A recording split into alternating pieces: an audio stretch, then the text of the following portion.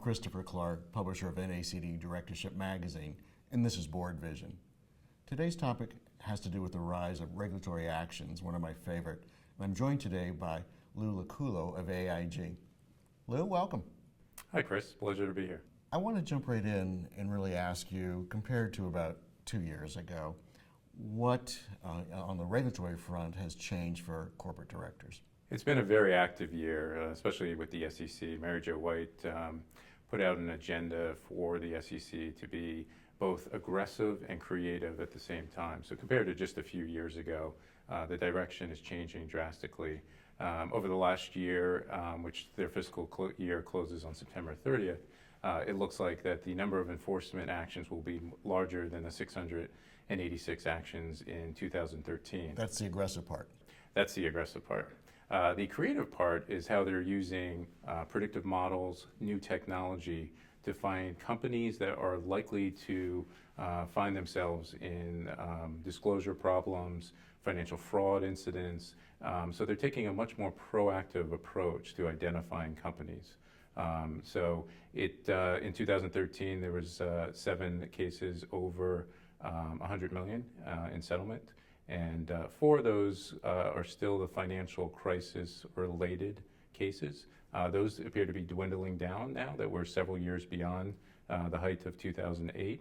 So now it's much more different types of companies that are being investigated or for different reasons. For instance, the SEC brought enforcement actions against 34 companies for something as simple as late filing for insider shareholders and insiders. Something that historically was not even looked at over the last 10 years, and when it wasn't even for a monetary settlement.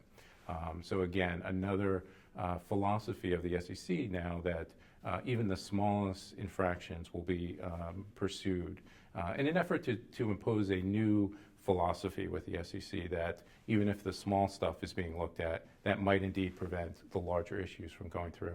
Are there other things at the top of the agenda for the SEC that we should know about? There are. Mary Jo White came out with a formal stance on admissions. Now, historically, most of the settlements are arranged with neither an admittance or a denial of liability, mainly because the SEC wants to show that they're a much more forceful regulatory body these days. They want to pursue certain actions where an admissions is a requirement as a resolution. That has huge implications for companies and its board of directors. Admitting to liability for many companies might be an end to the operations in itself, in that it will really put in question the credibility, the reputation of the company. More importantly, an admissions might have negative impact on your insurance applicability, and that insurance might go away. So the concept of what the SEC has on top of its agenda, which is things like admissions, are taking regulatory exposure to a whole new different direction than what we've seen over the last few years. I've been following the Whistleblower Act for several years, and I think something happened 2 or 3 weeks ago that was fairly momentous. Yeah, they awarded their largest ever. It was a $30 million reward to a whistleblower. There have been 14 awards to date. And 4 of those, interestingly enough, have been from foreign whistleblowers. So it's not just in the United States. So really, the SEC wants to encourage information sourced from those that are really on the front line.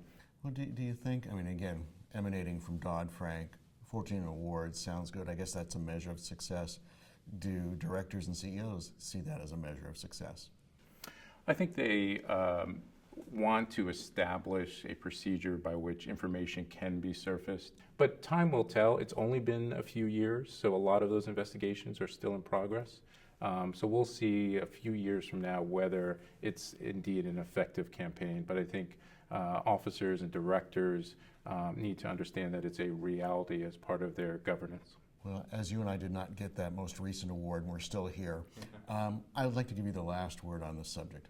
Overall, the regulatory actions probably is the fastest growing exposure for directors and officers. I think historically, when you think about liability for directors and officers, it was the traditional exposure for shareholders bringing a lawsuit. But when you turn to regulatory actions, it's clearly the growing area, whether it's the SEC and the agenda that we talked about, whether it's the DOJ and the SEC on things like Foreign Corrupt Practices Act. So clearly, the biggest area when it comes to liability for directors and officers is on the regulatory front and the actions that are being brought against them. Well, I guess it's a growth market that we're all going to have to be aware of and track. Lou, I just wanted to thank you. Thank you, Chris. On behalf of NACD and AIG, thank you for viewing today. I'm Chris Clark, and this is BoardVision.